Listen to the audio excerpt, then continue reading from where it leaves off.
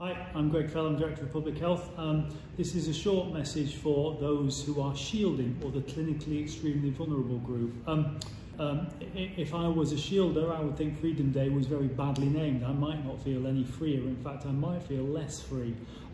There is a sense amongst, and I'm aware there's a sense that some of those people who were shielding, that it's not ended, it's just that the support for shielding has ended and they don't have any rights or protection anymore.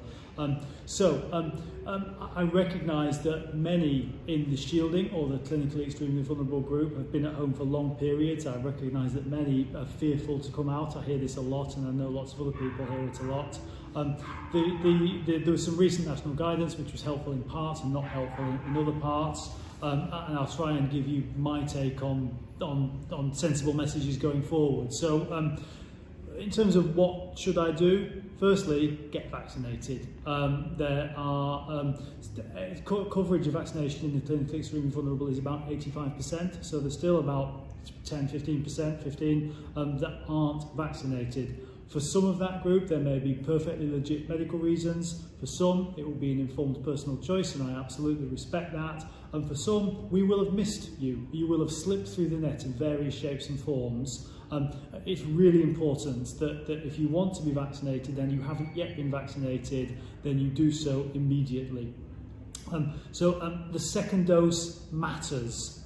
So the first dose is not as effective as we would have hoped and we wanted to be in this group. The second dose brings protection up to about the population average, about 80% coverage.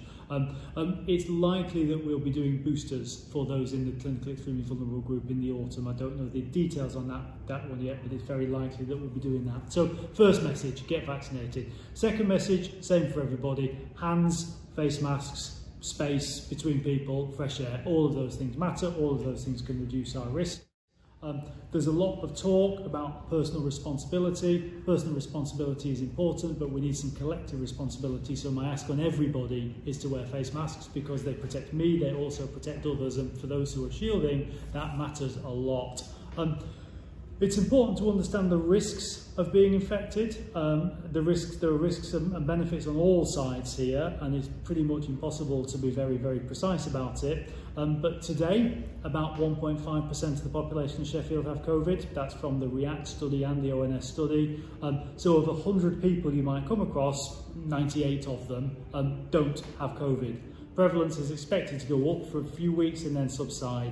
That risk of being infected can be further reduced by vaccination and still further reduced by washing hands frequently, wearing face coverings, avoiding crowded indoor spaces, etc. So we can reduce the risk. We can't remove them entirely, but we can reduce them.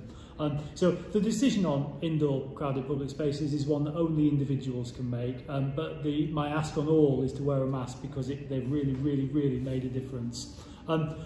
Only individuals can decide what risk they're prepared to tolerate, and as I say, it's very difficult for me to be really precise about it. Shielding was always a strong recommendation to individuals, never was enforced quarantine. I 100% realise being stuck at home, whether you choose to do that, isn't fun, and actually can be bad for your long-term health. It's important to emphasise the benefits of exercise. Lots of people who are in this group have been stuck at home for long periods of time and not done much exercise. Exercise is good for us. It's also important to emphasise the benefits of getting out and seeing people. We all know that's good for us. All that said, there is merit in taking some extra precautions for some time to come. Just as if I have brittle bones, I might take extra precautions in icy conditions. So it's in that kind of space, but ultimately they are decisions that individuals need to make, and I'll try and characterise the risks as best I can. Lastly, personal responsibility is important. It's necessary, but it's nowhere near sufficient.